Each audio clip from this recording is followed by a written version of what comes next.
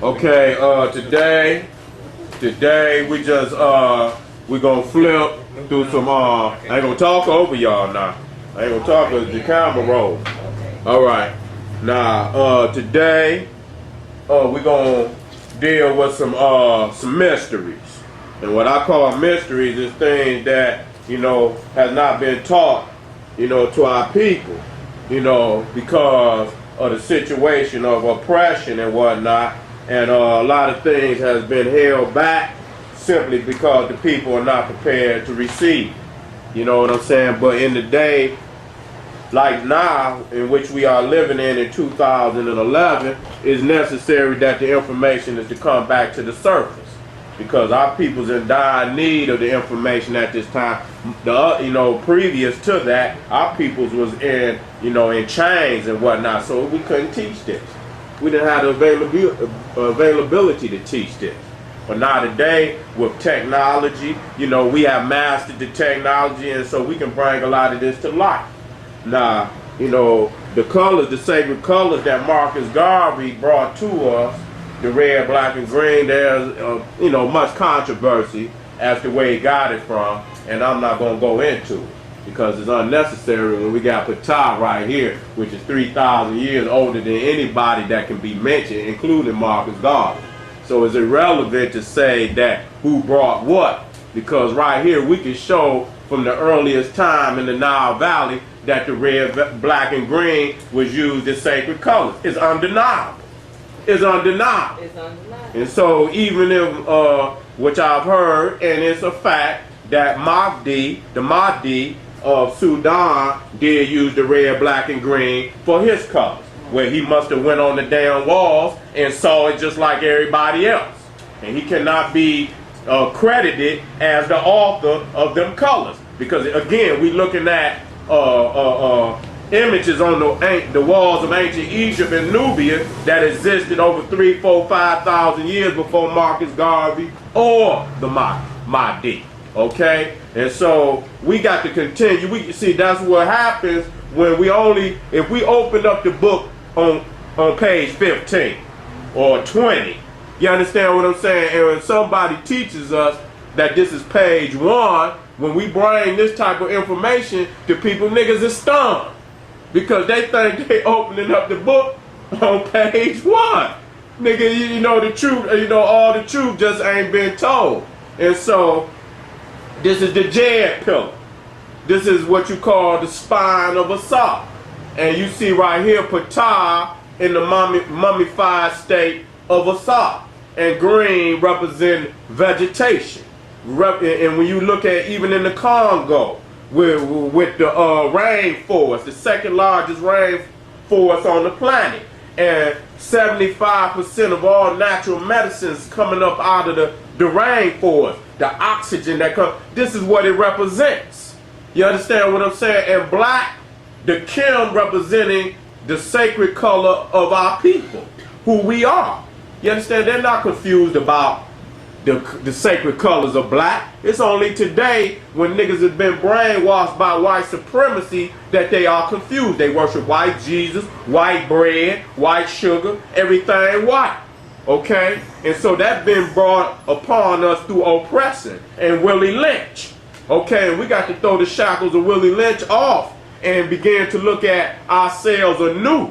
We have to rethink who we are today.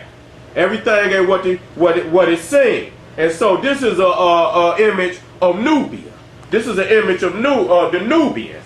And what you're seeing right here is industry. This is industry. You can see, okay family, turn them phones off. Everybody check your phone. And get them and put them on buzz, family. Thank you. Okay? And so this is showing, now we've been told that the Nubians was slaves. Ain't no goddamn slave got no industry. The hell a goddamn slave got industry. You understand? The Nubians was the backbone of ancient Egypt. Everything, all of the zoo types that you see that's sacred to Egypt, you see the Nubians, from the Hormaki, the Sphinx, the lion. You understand what I'm saying? You see the Nubians bringing these sacred zoo types up from the south. You see the ostrich egg and the ostrich feather, which is sacred to Ma'at, which is also sacred to Amen, okay, which is also sacred to Asa. You see elephant tusks, you see the shields, you see furniture, all of what it takes to build a nation. The Nubians was creating all of this for ancient Egypt. All of it. See these shields right here? I want you to pay close attention to these Nubian shields, especially this one right here. Especially this one, because they found this one. These are the Nubians right here, what you call the bowmen, okay? And they were very skilled at using the bow, okay? And so one of the sacred titles of Nubia was the land of the bow. But again, you see these animal skin shields, which the Nubians manufactured for warfare. Now this is in King Tut's tomb. This is King Tut's tomb, okay? And so you can see his connection to ancient Nubia. Okay, you can see that all of the pharaohs, when they went down, many of the sarcophaguses, the gold came from up out of Nubia. Nub is the word in the metal letter for gold. So Nubia is the land of gold. So many of the sarcophaguses you see, they was carved by the Nubians. Flat out. No doubt about it.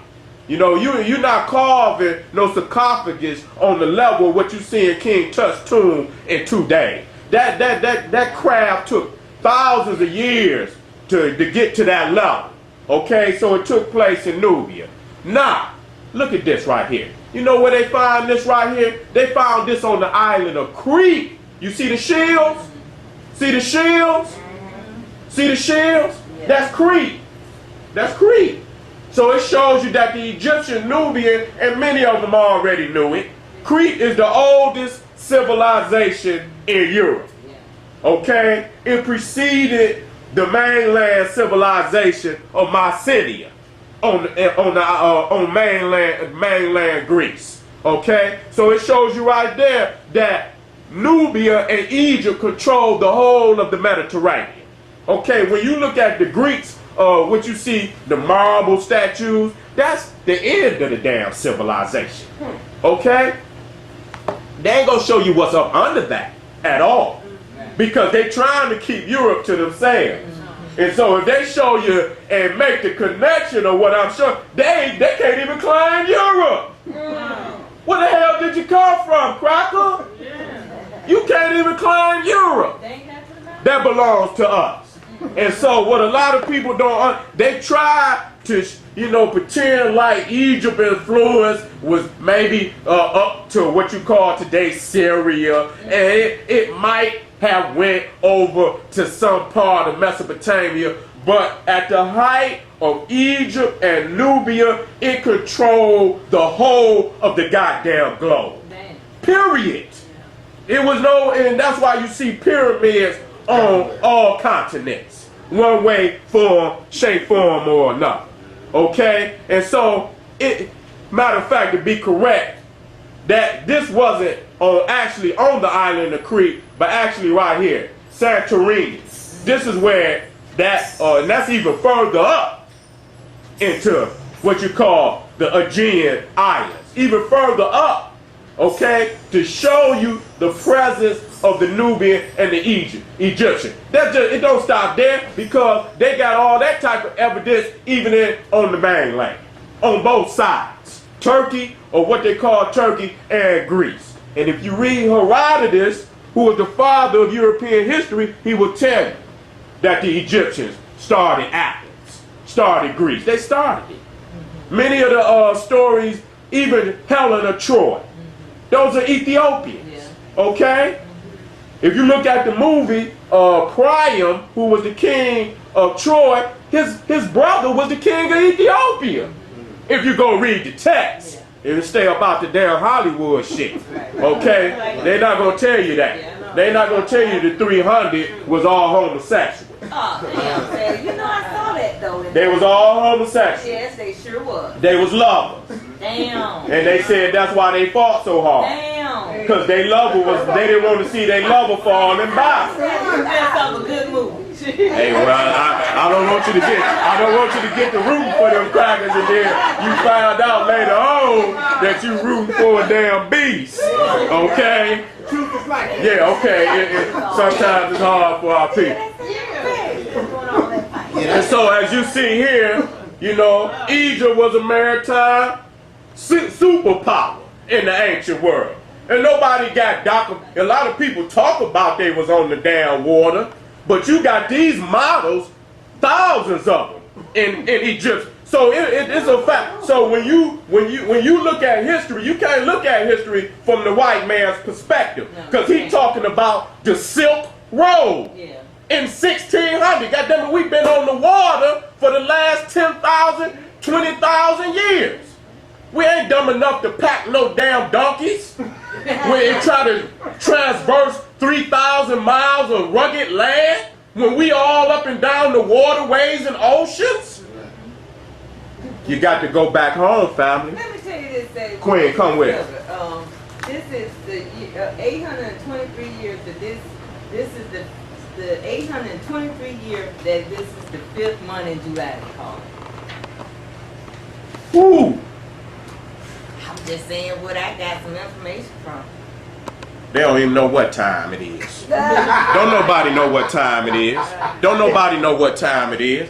I mean, the African invented the damn calendar.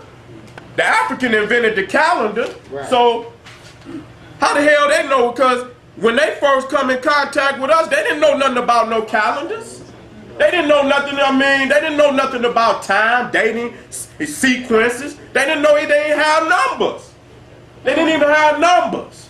So how you going to invent a calendar without numbers? It was July that has the 5 Fridays, 5 Saturdays, 5 Sundays. That's July? July had 5 Fridays, 5 Saturdays. July. The Jews lie. The Jews lie. And when they came into, July was named after Julius Caesar, and then you got August for Augustus. Okay. And see, them crackers, when they came in, they was competing for superiority, who got more days, and so they went to taking days out of other months to add to their day. That's why February only got 28 days, because they was taking days out of them months to put on their month. So they will be superior than, have more days than other people. Okay? And so you can't run no damn calendar based on, it's based off of agriculture. It's based off of astronomy. And so theirs is not based off of that. So you cannot judge time by the cracker. Okay? Go back to the,